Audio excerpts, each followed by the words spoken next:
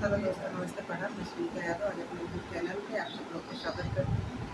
और आज आप सब लोग के बीच में बहुत सुंदर छोटा सा देवी माँ का भजन लेके आ रही हूँ, क्योंकि नवरात्रि आने वाली है। 19 तारीख को नवरात्रि है, 19 तारीख को फिर मैं माता जी का भजन लेकर आप आपको कैसा लगा कमेंट बॉक्स में बताना। लाइक सब्सक्राइब शेयर जरूर करना और अपना प्यारा आशीर्वाद देते और आप सपोर्ट करें। गुणवाज करके सुनना बहुत अच्छा, देवी माँ का भजन बहुत अच्छा। गजला की आई बहार हो, गजला लैला मैया।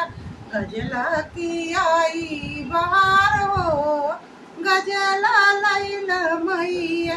मैया भवन एक मलिया खड़ा है, मैया भवन एक मलिया खड़ा है।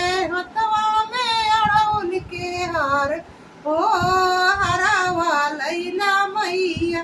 हथवा में अड़ौल के हार हो, हरावा लैला मैया। गजला की आई बहार हो, गजला लैला मैया।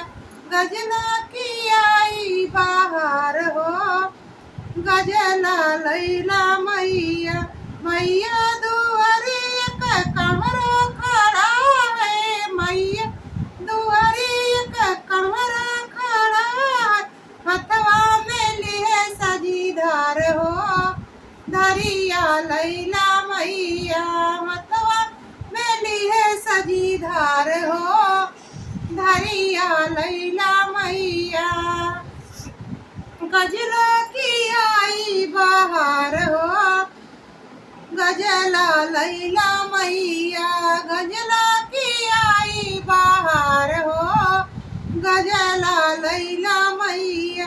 मैया दुआरे बजजवा खड़ा है, मैया दुआरे बजजवा खड़ा है। हथवा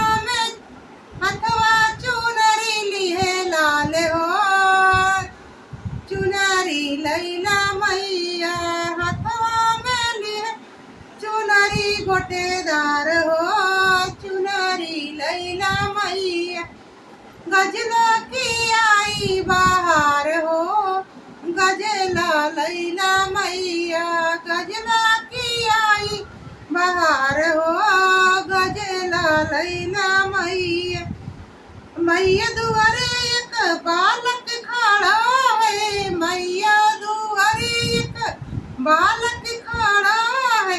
हथवा में आरत की थाल हो, आरत लैला मैया। हथवा में आरत की थाल हो, आरत लैला मैया। गजला की आई बहार हो, गजला लैला मैया। गजला की आई बहार हो, गजला लैला मैया।